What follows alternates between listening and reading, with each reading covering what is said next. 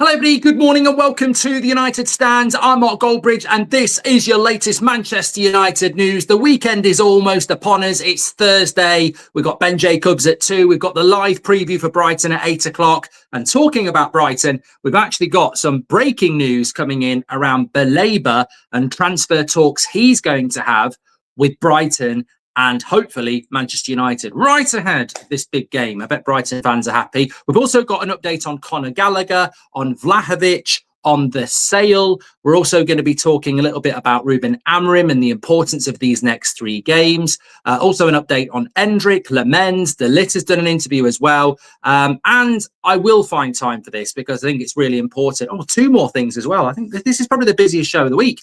A player who's 100% leaving Manchester United this summer, 100% leaving, despite stories to the contrary, he will be leaving.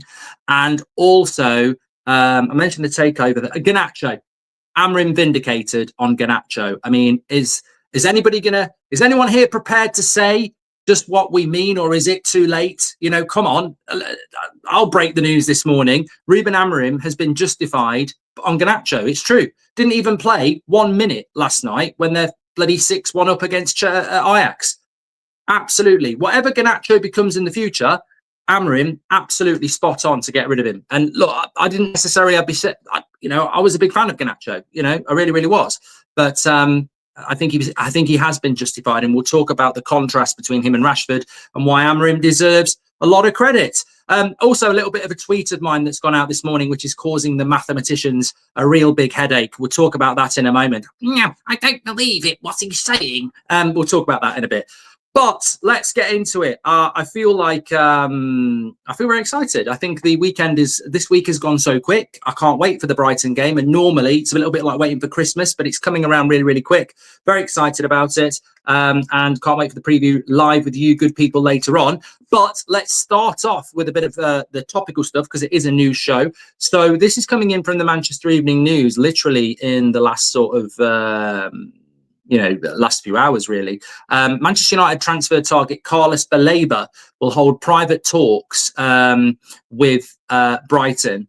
This is basically what it's saying. Baleba is said to have already held private discussions with Fabian Herzler as Manchester United continue to be linked with the Brighton midfielder.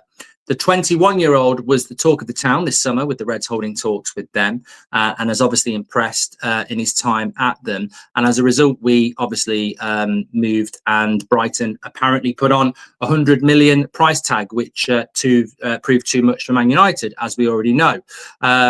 Brighton's camp Baleba's camp is unsettled, and how it is now being reported that he has been subbed off. Well, he's been subbed off multiple times. I'm trying to get to the part of this. United are closely monitoring the situation, and Baleba's camp are looking to establish what the future is for him in relation to can he move away from the club this season, summer or January, and what that price will be, because £100 million could well price him out. So look, is that helpful to Brighton ahead of Manchester United's game? Is it really something that we need to be concerned about? Well, I think that on the morning that there is more talks of Conor Gallagher being desperate to get out of Atletico Madrid this January, I think, look, I've said it before, look, we can paint a positive picture, we can paint a negative picture. I don't think we should paint a negative picture when there's positivity out there. And I think that it's funny, I was having a chat with Robbie of AFTV yesterday because we had to record Premier League predictions early, which will be out tomorrow on That's Football. And we were talking about negativity around Arsenal and Manchester United. And I said, look, people can talk about negativity all they like. If you're 7-0 down to Liverpool, you probably get a lot of people watching your match reaction. But we beat Liverpool and we had a lot of people watching the watch along and a lot of people watching the match reaction. And positivity sells. And when positive things happen, then a lot of other positive things start to happen as well. And I think that, United, with that result against Liverpool at the weekend, it will just make people have even more of an itchy feet, because I think there are people like Cunha and Nbermo and others who've got part of this Amorim Man United journey early. And I think people like Baleba will want to be part of that. And I think other people will as well. Now, whether we end up with Baleba or not, you can understand why his representatives will be speaking to Brighton saying, look, with all due respect, you are a selling club. You know, you sell players, whether it's Caicedo, Alexi McAllister, that's what you do. You're well known for it. So what is the plan with me?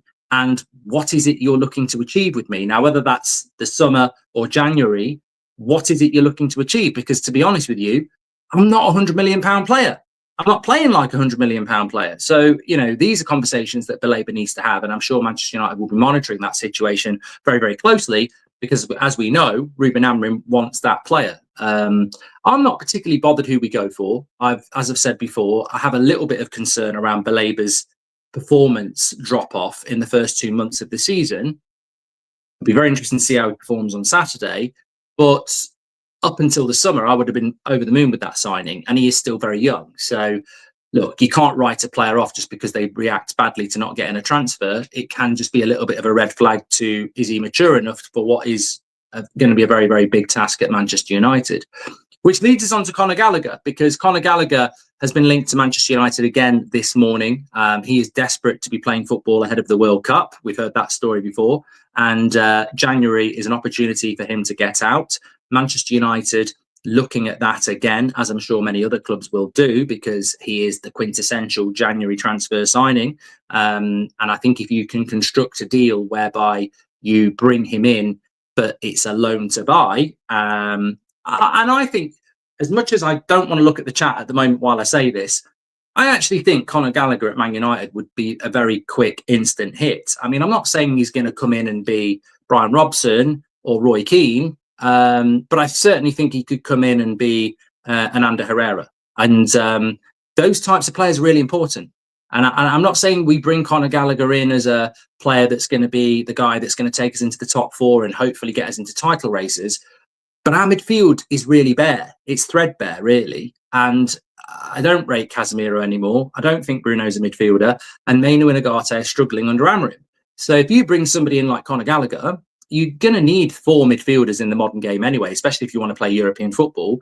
Injury, amount of games, subs, etc. I actually think that this is not everybody's going. We probably need 2, maybe 3 midfielders in the next 2 seasons. We need 2 midfielders in the next 12 months. And if one of those is Conor Gallagher, then he's still in his mid-20s. He is Premier League proven. He is hungry. He is consistent. I thought Chelsea were weird to get rid of him, but in hindsight, you look at the players they brought in, Caicedo, Enzo Fernandez, etc. I think if it's somebody Ruben Amorim wants, I think it makes a lot of sense. And I'd certainly want Man United to be at the front of that queue ahead of a Crystal Palace, because sometimes when you're going for Angelo Stiller or Baleba or Wharton or Anderson, they're at the top of the mountain. So you're going to pay the top price and you're going to compete. When you go for someone like Conor Gallagher, he's gone to Atletico Madrid. It hasn't worked out. He's not going to be the sort of player that Chelsea, Arsenal, Man City or Liverpool want. So you're going to be competing against the Newcastles, the Aston Villas, the Crystal Palaces, and his price is not going to be 60, 70 million. It's going to be 30, 40 million. As I say, this could be like an Ander Herrera type signing, loan to buy. I think we need to be all over it. And again, we'll talk about the Garnacho thing in a moment, but I think this vindicates Ruben Amorim again. I think Amorim's in such a strong position at the moment because he's obviously beaten Liverpool. He's having a bit of a glow up at last, and he's being vindicated on a lot of things this week, like Baleba. Like, I think we all know we should have done that deal.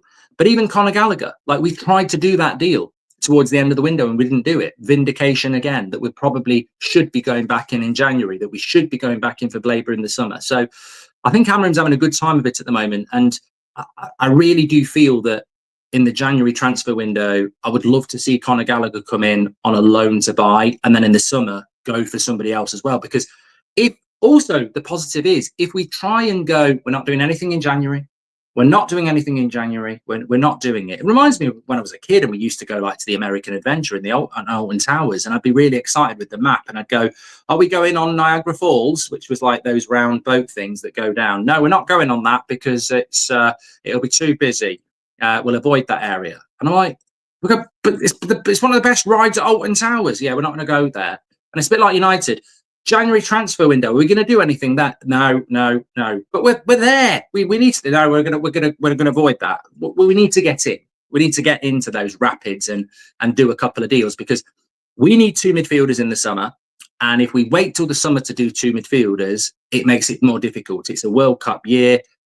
I think you're an idiot if you need if you're a club like Man United that needs to sign players. We still do need to sign players, and we ignore January.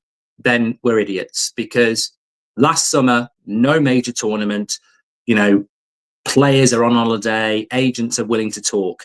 Next summer, massive World Cup. Teams will be finishing the World Cup and going straight into pre-season. Players will be finishing the season and going straight into World Cup preps. It's going to be a really challenging summer next summer to do deals. And, therefore, you've got to use January. And I know people talk about protests. I actually genuinely think we should start a movement about transfers in January, because I don't know how good this football club is. They seem to make a lot of mistakes. Have they realised that the summer is going to be really difficult to do deals? Use the January window. Get 1 midfielder in January and 1 in the summer. Bada bing, bada boom. You've done it. And that's what I would be looking to do there. I wasn't going to bring this in now because there's so much to go through, but I will just bring it in as well. Basically, had a couple of conversations with people yesterday, one of which is, our info person that's been very good at United. And I'm just reading what was said. I mean, it basically comes down to this. Casemiro's 100% gone in the summer. There has been talks with Harry Maguire. Obviously, Bruno Fernandes, I don't think anybody could say Bruno's 100% gone in the summer, because if United get into the Champions League, he may fancy another year at United. Obviously, the Saudis will come back for him, but it's not 100% with Bruno. Harry Maguire's in conversation at the moment, but Casemiro is described as 100% gone in the summer.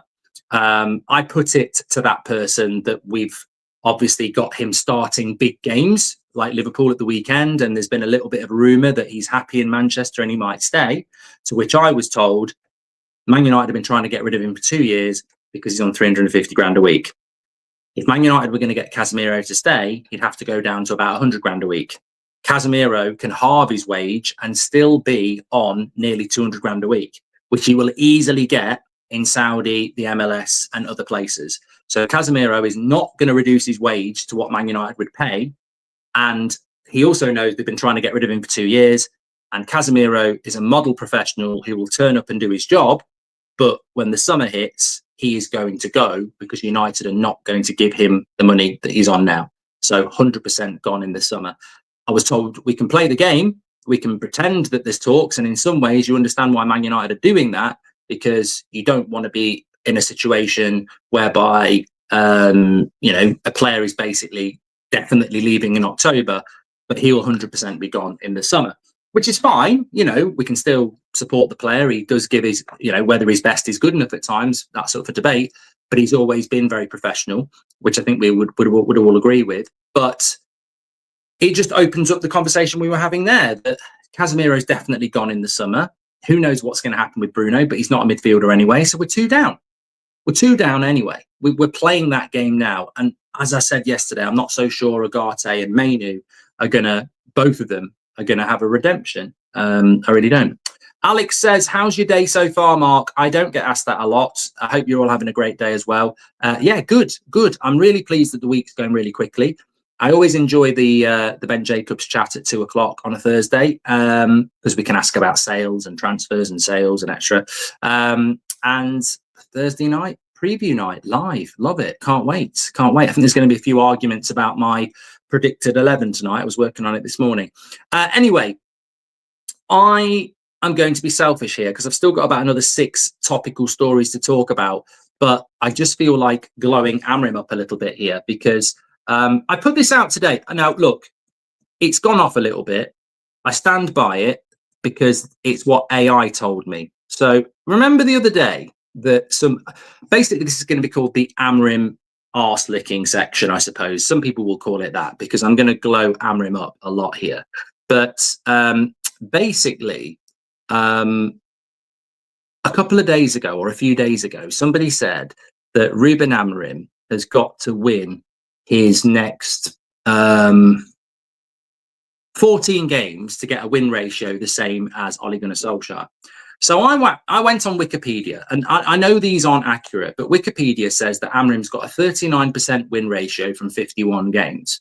Ole Gunnar Solskjaer had a 54% win ratio when he was sacked. So I put it into AI. How many games in a row does he need to win to go from 39% win ratio in 51 games to a 54% win ratio? Now, I don't know whether it's messed up.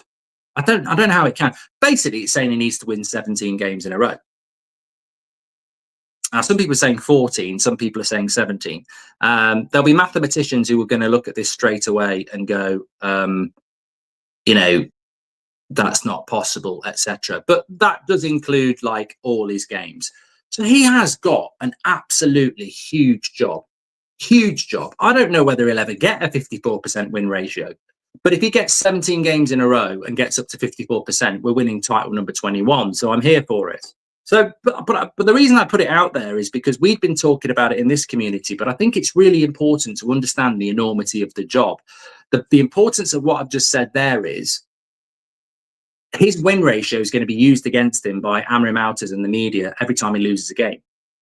So even if he wins 5 games in a row, his win ratio is still going to be very, very low when he loses the next game. And they'll go, well, look at his win ratio. So just keep that in your head. He's coming from a very, very, very far way behind. But here comes the glow up. The vindication on some of the things he's done, he deserves huge credit for. And I'm going to talk about Garnacho because Garnacho basically was, well, there was rumours coming around about Garnacho that he was willing to sit on the bench if Man United wouldn't let him go to Chelsea and run his contract out. I specifically remember that. Obviously, we all saw the Aston Villa shirt and you know, his behaviour was not great through the summer. So Man United sold him for 40 million. Ruben Amorim told him he wanted him out of the club. And here we are in the end of October, and he's been at Chelsea for like, you know, a couple of months now. And whatever the future is going to be, Ruben Amorim has been vindicated 100% on that decision, because I expected Garnacho to go to Chelsea with all the motivation to prove Amorim wrong, because that's what young, petulant people can do sometimes. They blame others and use it as a motivation, and it can work. He's not even been able to do that. He got hooked at half-time last weekend, even though Chelsea won, because he was shit. And he didn't even get a minute in a game where they're cruising all the way through the game against 10 men. What does that say? It says Maresca already is running out of patience with him. You know, he's hooking him at half-time. He's not giving him an opportunity against 10 men to go out there and boost his confidence. He's sat on the bench. He's sat on the bench, not getting on the pitch or being subbed off very, very quickly, which is exactly what he said he was going to do if we didn't let him go to Chelsea. So, look, maybe at some point he's going to grow up. You know, hopefully he will. But I sit and look at this now and I go, whatever happens, even if he scores a hat-trick at the weekend and becomes player of the season, that's only going to be because he sits down and goes, what am I doing here? Like his first initial 2 months at Chelsea in reaction to United giving him the boot has been shite. And you know, I think Amorim's been vindicated 100% on that. And who's to say he won't actually end up being a decent player? Maybe he will.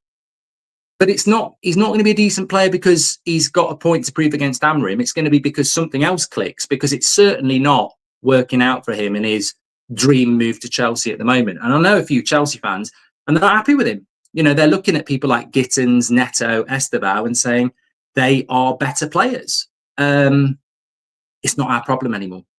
But I think it's really important because you don't get a lot of this in life. People don't actually ask you how you are very often. And in football, people don't do the whole, well, he was right about that.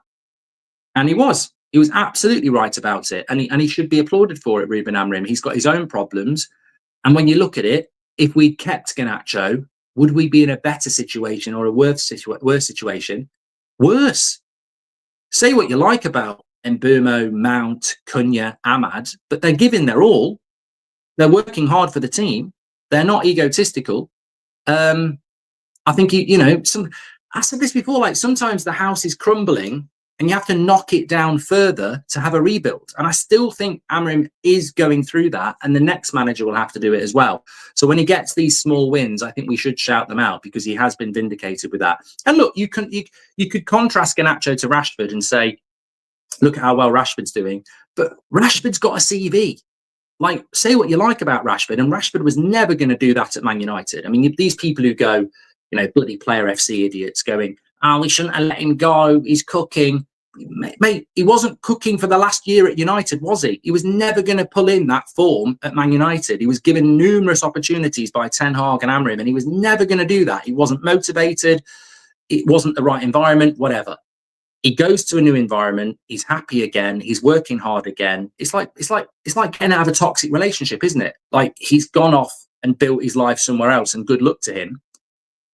But he has a CV as well. Like Rashford does. You can look through Rashford's Wikipedia page and go, that year was amazing. That year was amazing. Him rediscovering that or being on the pathway to that, is probably not the biggest shock in the world. What's Garnacho going back to? Like, what? I scored an overhead kick. I was a really talented player with potential, and I scored an overhead kick against Everton. Chelsea bought him because they saw a player that was cheap, young, that they might be able to flip into profit. And if they can't do it, they won't lose any sleep over it. So leave them to that. Barcelona saw Rashford and went, that's really cheap for a player that has a brand and is like ready to go. Like, if we can get him going, he's ready to go. And with Garnacho, I think Chelsea looked at it and went, £40 million for a player that was 65 million pounds, maybe 6 months, a year ago. Let's have a look at this. If it doesn't work, his wages aren't that big. It doesn't really matter anyway. So I think Amorim deserves a lot of credit for that. Let me just whiz into some of your comments as well, because Marlo says, why are we not talking about passing accuracy? Surely this is vital to Amorim's system. This season we're 15th place with an average of 80% versus Liverpool only 68%, the lowest in the league. Is it a concern? Be careful what you're talking about, Marlo, because last night there was a lot of comments calling me negative, even though I wasn't negative, by saying, is Amorim brave or desperate? Because Marlo, I detailed this last night. I saw even Laurie Whitwell in his article this morning was saying maybe Ruben Amorim should play the same way he did against Liverpool against Brighton, i.e. go direct and play deep and compact. And even he acknowledged that, the home crowd might not be happy with that. But if we try and play through Brighton and play on the front foot, they might be better than us. The best way to beat Brighton might be to do what we did against Liverpool, which is, go more on the front foot, go more direct, more long ball. As I said yesterday, we're second in the league for long balls. So, that's what I mean. Do you think he's going to change the way he's playing against Brighton, or do you think we'll see this long ball direct football? It's results over performance, isn't it? A lot of people would say go for result. I think that's very short term. At some point, you're going to have to change. You can't play like Stoke every week. So, it's certainly, that's why the Brighton game is so important. I don't think it's just about beating Brighton. I think it's also about how you play against Brighton, because that will always be analysed. Look at Arsenal. They're top of the league and people are calling them Stoke. So, I don't think you're making a bad point, Marlo, at all. But we can talk about that on the 8 o'clock show. But I didn't realise our passing was so. We're quite a direct team. We move quick at the moment. I like the link up between Ahmad and Mbeumo. That was a concern for some of you at the start of the season. I think now it's a strength. I hope we have a good morale from the Liverpool game and go on a 5-game winning streak. Come on, United, says Paul. Columbus, welcome to the Members Club. Thank you very much for getting your bag in. Did you do Bruno's heat map? I've not looked at it. Maybe you could do it, Keel. Remind me at 8 o'clock and I'll do it, because I can't really look at it in this setup. Would you sell Xerxes and bring in Obi next year, says JB? Where things are at the moment, I'd cashed in on Xerxes if the money was right, yeah. Rajaf says, I know it's United stand, but thoughts on Wirtz's first 2 assists in Germany, and what does it mean for Salah to be dropped and Liverpool win big? Yeah, I'm not talking about that, Rajaf. It's the United stand. You're completely out of order on the wrong channel. I'm not here to talk about Liverpool like that. I feel like we're going, you've upset me with that. No, I'm not doing that. Not on the United stand. Alex says, I feel like we're going against United traditions. We're buying more young talents and starting to ignore academy ones. Manager also doesn't look like the one to promote youth. Hope I'm wrong. I don't think that's a problem for now. I mean, we're talking about a manager that 2 weeks ago was, desperately trying to save his job. He's had a massive win against Liverpool. We've got to walk before we can run. I'm not saying you're wrong. I'm not saying that there might not be a concern around Ruben Amorim's, development of youth. But at the moment, as that person who broke it down into 5, parts of the puzzle, development of players has to take a backseat to results and consistency, and tactics, etc. Hi, Mark. What's your thoughts on why any midfielder would come in when Bruno and Casemiro will always play? Well, Casemiro is 100% gone in a year, Stephen, as I said. But I would take Baleba and Stiller and Anderson, Mark, and I hope the players turn up on Saturday. Thank you very much to Stuart. Solid Blake's been a member for 32 months as well. You're an absolute legend, mate. Thank you very much for your support. Seth's a member as well. He says, get rid of toxic. Water becomes clearer in one transfer window. Amorim should show us progress with his goalkeeper, and the attack needs time. Not saying he's right all the time. Yeah, I completely agree with you, mate. And did you see that? If we've got time, I want to talk about De Ligt's comments as well, but we've got quite a few bits to get through. Did you see that training exercise from Lammens? I was watching it last night. I mean, I'm not saying that Onana wasn't doing that, Binder wasn't doing that, but it's like everything I hear, like the person I was talking to about Casemiro is, in and around stuff. And everything I hear about Sesko is his work rate is absolutely incredible. He's so hungry for the game. He's what you'd describe as a footballer. He's not a brand player.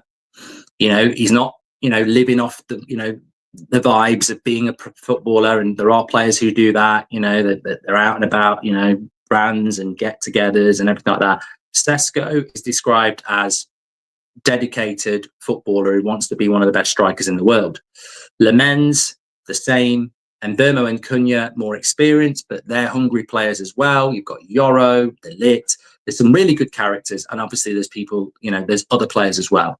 But when these are new players like Sesko and Lammens, I think it's really exciting. And Lammens is in a really good position. He's got a dream move to Man United. He knows Man United are probably going to look to buy another goalkeeper in the summer, and he's on trial. He's either going to be the young second goalkeeper, or he's going to be the first team keeper, and they're going to have to bring another young goalkeeper in. So he's got this 6-7 months to really just, it's on him.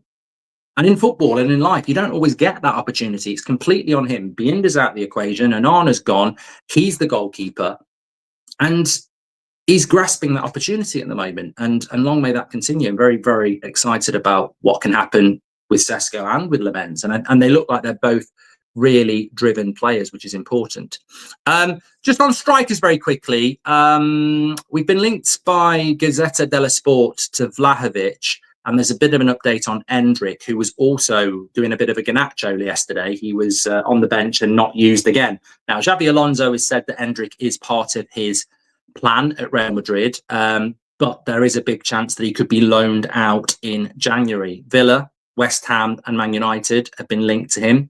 I don't know. I mean, look, over nothing, yes, but you've got to be a bit wary of like what Spurs did with Tell. I still think that was a good deal by Spurs because they did win the Europa League, and having another option is better than having no option, especially in the final few months of a season that's important.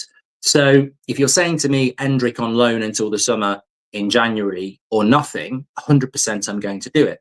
But then you flip it and you go, Real Madrid are probably not going to do a deal with us. So do we want to take a Real Madrid player for 4 months, then send them back and just know that we're just a loan team as a pathway?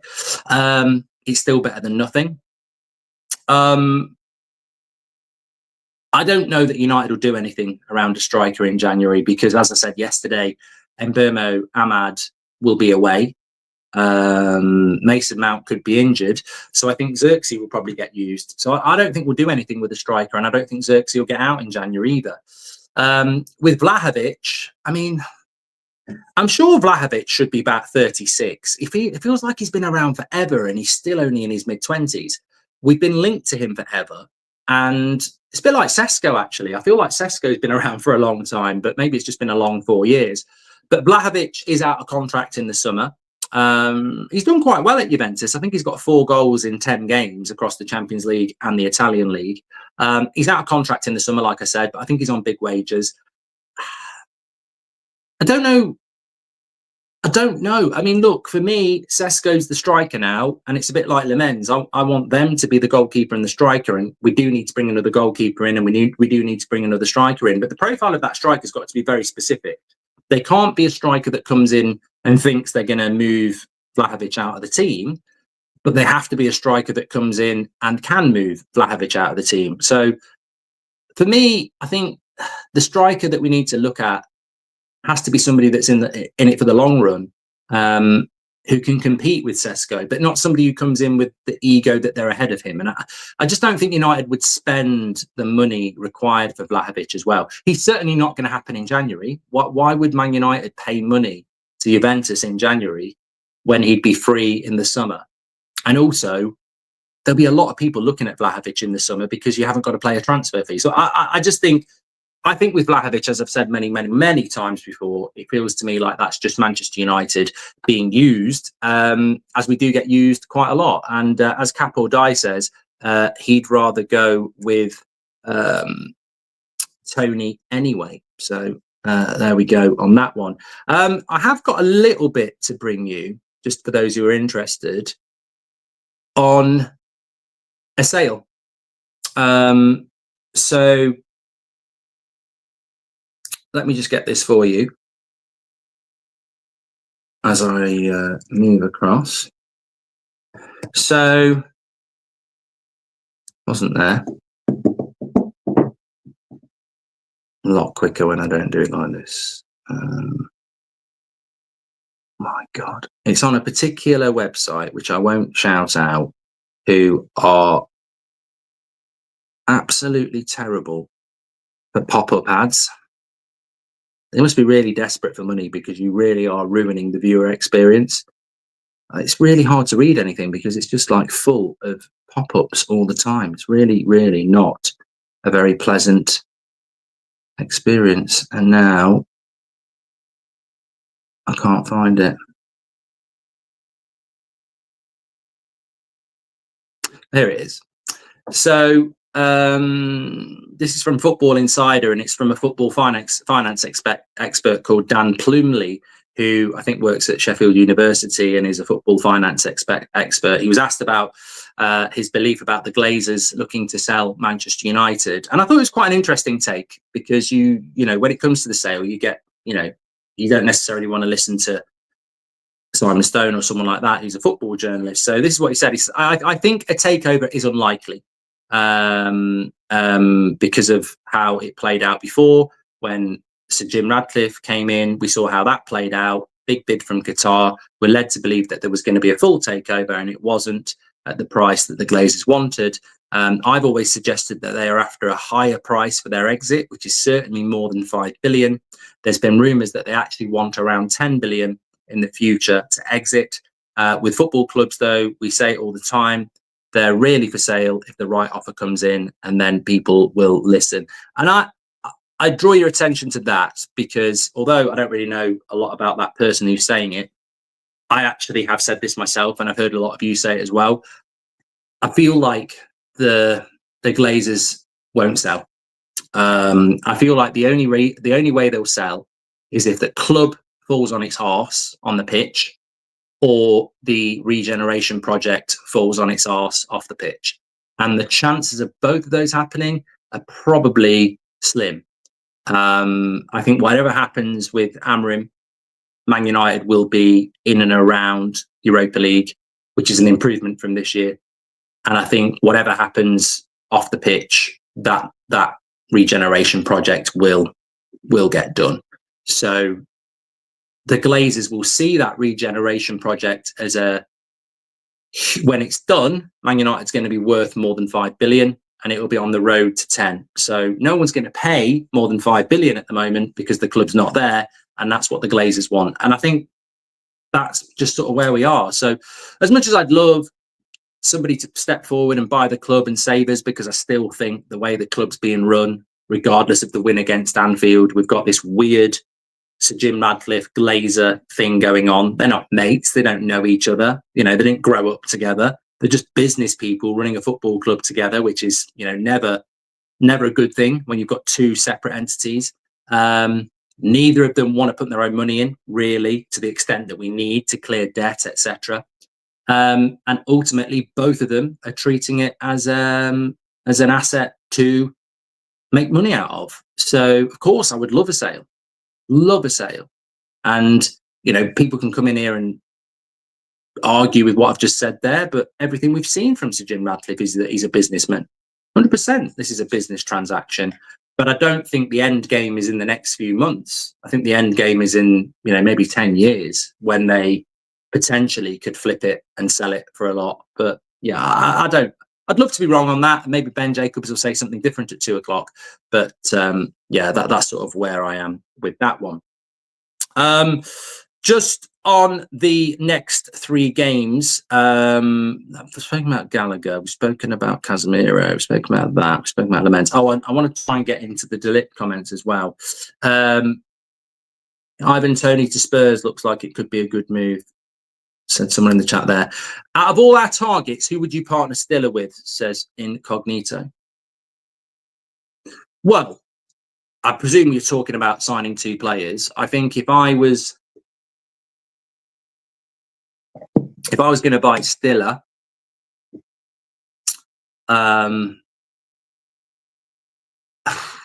Wharton, I can see a case for all of them. Baleba, Anderson, Conor Gallagher. I think Stiller would work well with a Wharton or a Gallagher, I think, from what I've seen.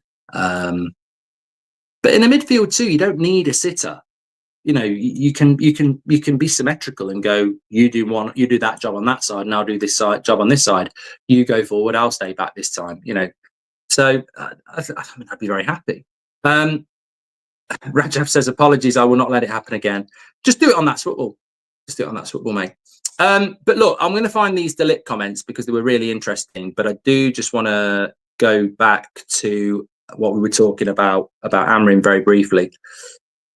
Said it in the international break. How are you feeling about these next 3 games? Because I think there's such an opportunity. They're not easy, but they are such an opportunity. We've got Brighton at home, which we'll talk about later, and you know, all that sort of stuff. But Brighton at home on Saturday. Then it's Forest away, who, okay, Ange is gone. I wish we were playing Ange. But, you know, it's another new manager who is going to need time to get his tactics going. We've seen what Potter did at West Ham and what Amorim did at Man United when you step into a club in the season. So they could be, you know, first home game as well for Deitch in the Premier League. They could be vulnerable. And Spurs at the moment look really vulnerable. So we arguably should go into all 3 of these games as the favourites, which sounds ridiculous. What an opportunity. What an opportunity for a haircut if we win all 3. But on a real level, these are 3 big games. These are the games that some people naively think that the Liverpool game or the Arsenal game or the Chelsea game or the Man City game defines a Man United manager. Well, the history and evidence shows that it doesn't. The results that define a manager are losing to West Ham and losing your job, losing to Watford and losing your job. These are the games that are unacceptable. You know, when you get beaten by teams that really you should be beating. So I think these next 3 games for Amorim are, and the next 3 games after that, I mean, it's Everton, Palace, and maybe Bournemouth. So we've got the top 4 out of the way. We knew the first 8 games we had to play the top 4. They're out the way. We don't play Newcastle and Villa until around Christmas. Obviously, we've got Spurs coming up. They're a top 6 club. But these next 3 games are just so big for Manchester United. And you can set targets on what you think we need to achieve. But I'd be disappointed if we didn't win 2. I think we've got to win 2 of the next 3. That's all I'm going to say. I mean, if I can win 3, great. But what an opportunity for the team. What an opportunity for the manager. I think there's huge positives. And you could go into it and go, we're going to win all 3. A little bit like Marlowe said, though, if you scratch the surface, there may well still be issues. So I think that I've seen so many teams win a game that maybe they might not have won, but it becomes a catalyst to get really good. I mean, look at Liverpool. They won 5 games in a row at the start of the season, and they were playing as bad as they are now. So I think that, it is such a big opportunity for Manchester United over these next 3 games. And I would say we've got to win 2. And one of those definitely should be at the weekend. Right, I'm just going to find the Ligt comments because I saw them yesterday and I really wanted to bring them in. So he said, look, on his form, yeah, for sure. I feel that I'm coming to my prime age now. I think as a defender, normally around 29, 30, 31, you're at your best. I'm now 26 and I think I've experienced a lot in my career. And I can use this experience to my advantage, and hopefully I can keep continuing that route. He said, my first 3 months at Juventus when I was 19, when I just left Ajax as captain, the ball touched my hand about 5 times in 3 months. I got punished 3 times for a penalty and stuff like that. Since then, I'm really conscious about this movement. Last season, I think I had a really unlucky one against Liverpool when the ball just went from maybe half a metre to my hand. That's something I'm really conscious about. Also with blocking shots and stuff like that, keeping my body big, but keeping my hands behind my back so it's not going to be a penalty for a handball. I find all this sort of stuff really fascinating because I think, for me, De Ligt has been our best player this season. There are other candidates, but I think he's been really, really good. But I also think he's massively underrated. I don't know why. There is a movement against De Ligt in the media, and maybe in the fan base as well. There's a reluctance to acknowledge just how good he is. And I don't know why. I really don't know why. I think he's a very inoffensive player. He's a very dedicated player, and he's a very consistent player. My only concern with De Ligt was actually injury. I think his injury record before coming to Man United was a little bit, concerning. But he's our best centre-back. He's our best player this season, in my opinion. And he speaks with such authority. And at 26, he has an incredible career behind him. I think in a different world, we champion him far more as a player. It's almost like he just does his job. And there's an acknowledgement of how good he does his job, but he just, for whatever reason, doesn't have the recipe to get the credit he deserves. And maybe that's a good thing, because when you look at his career, I remember him at Ajax when we got linked to him. And I remember that speech in front of thousands of people when he was an Ajax player, and he must have been 19 and he was the captain. And it was like, my God, at 19, he's doing that. Juventus and Bayern Munich, I think people try and paint that in a more negative light. And having had him at Man United, I don't trust that light, because I think we have the same with the media here. I think both teams struggled the season after he left, actually, if I remember correctly.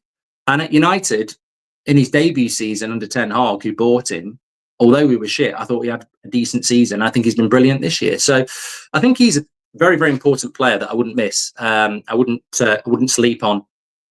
And, a lot of people, a lot of you have said, he is captain material for Manchester United. I do agree with that, but I'm actually quite glad that he's not the captain, because we've seen what that captaincy can do to players. Harry Maguire, Bruno Fernandes. It can be a very, very heavy armband. But I really enjoyed his interview, and I really enjoy the way he speaks. I think the encouraging thing for me is that I don't necessarily know, well, I wouldn't know when his birthday is, because I feel it's only just gone. So he was only 26 in August. So he's a brand new 26-year-old. So basically, he won't be 27 till the start of next season. So this season's going to be 26, 27, 28, 29. By the time he hits 30, he'll be going into his 5th season at United. So fingers crossed, because we've seen what's happened with Martinez, but fingers crossed, we've got a guy that's ridiculously consistent, performing really, really well, who will be in that defence of Manchester United for his prime years for the next 4 or 5 years. And people talk about the signings of Mbeumo and Cunha, but I do think De Ligt and Mazraoui, if Mazraoui can get back fit, I do think that those 2 players are, really good. And I'm not saying Bayern Munich made a mistake, because Bayern Munich are a little bit like Man City, aren't they? Man City have let people like Cole Palmer go. They're not necessarily pleading poverty, but it was definitely to our benefit. And as I said to you on Monday, you look at this Manchester United side, and it's not that difficult to find positives, whether it be Lammens, whether it be Ligt, Yoro, Mazraoui, Ahmad, Cunha and Burmo, Sesko, Dorgu. There are a lot of positives in that Man United side. I think what it's about is you're only as strong as your weakest link. And I think United midfield might let everything else down at the moment. And that's the survival point. And that does piss me off. It does piss me off because I think we can't do anything about it. The transfer window is closed, but it does piss me off because I see so many positives in that United team. That team is the word, and you're only as strong as your weakest element in the team. And the weakest element in that team is, for me, the midfield, which is a very important area. In many ways, I feel like it is about, I sort of understand what Laurie Whitwell's saying about maybe we should play direct against Brighton, because whilst we've not got a midfield, how are we going to play the way we want to play? Maybe it is about getting the best out of what you've got until you get what you need. De Ligt is the only player I've seen you give a 10 to, says Paul. I think I gave Ronaldo a 10, Paul. I think there was a game where I gave her, I think I have given a 10. I don't know. Been doing this for a very long time, but I do think I have given a 10 out on a couple of occasions. Maybe Bruno. Funnily enough, I do like Bruno Fernandes. I just don't like him in the midfield. I think some people struggle with that, but I've said it to so many people. I'll say it to you again. That assist on the Harry Maguire goal, and I know Harry Maguire gets all the credit, and quite rightly he does, because he scores the winner, and it's only he can do that. But I do think that the assist by Bruno Fernandes was out of this world, and I think that is, that's a life lesson as well. I'm not here to preach life lessons. I couldn't give a toss about what politics are or anything like that. It's not, we're here to talk about football. But I do also think, one thing I would always advise people is that not everything's black and white, not everything's red and green. There's always everything else in between. And I can confidently sit here and say Bruno played shit against Liverpool, not for the first time this season, and it's because he's a midfielder. He's playing in the midfield when he's an attacking midfielder. And some people would go, well, why are you saying if you're slagging him off, why are you saying it's such a world-class assist? Sit down, you hater. And I'll go, no, you sit down, you idiot, because you're not actually listening, are you? Bruno, with that assist, is justifying exactly what me and many other people are saying. He is a number 10. He is not a midfielder. He loses Phil Foden in a game at the Etihad in a Manchester derby, and we lose the momentum of the game. At Anfield, in the last minute, he puts in a world-class cross that not many people can do, and we win the game. Break that down. Analyse that. Well, okay, putting him in the midfield causes us problems at the back. Getting him near the goal at the other end wins us games. And I don't think Bruno in the midfield can really get into the areas he needs to be in, because if he goes into those areas, he leaves a hole. But when he can go into those areas, because we've got a corner, because that broke down from a corner, you see what he can do. Somebody said to me, wow, it just shows you that Bruno can do the midfield role and the number 10 role if he got the assist against Liverpool. And I was like, hold on a minute, mate. That whole thing came from Bruno being on the wing from the result of, I think, taking a corner. And it came back to him. I think I'm right in that. But anyway, we were on the attack from a set piece, because that's why Harry Maguire was up. It certainly wasn't open play. Bruno and Harry Maguire didn't go, it's 1-1 at Anfield. They've just equalised and we're under pressure. Let's go on a wander forward. I think we had a set piece. That's why Maguire was up there. So, no, Bruno Fernandes' assist on Sunday was, very few players can do that. It was absolutely unbelievable. It was on the volley. It was controlled. It was perfect. It was side of the foot. That is Bruno Fernandes. That's what he can do. But you've got to get him in and around the goal. And I don't think we're doing that by putting him in the midfield. Keith says it's a bit like what we did with McTominay, proven attacking midfielder playing as a box-to-box. We used to play McTominay as a 6. Misprofiling of players has happened at Man United for a long time. It's not on Ruben Amorim. We've misprofiled players for, well, take me back in time to the earliest point you can think of misprofiling players. I mean, Juan Mata.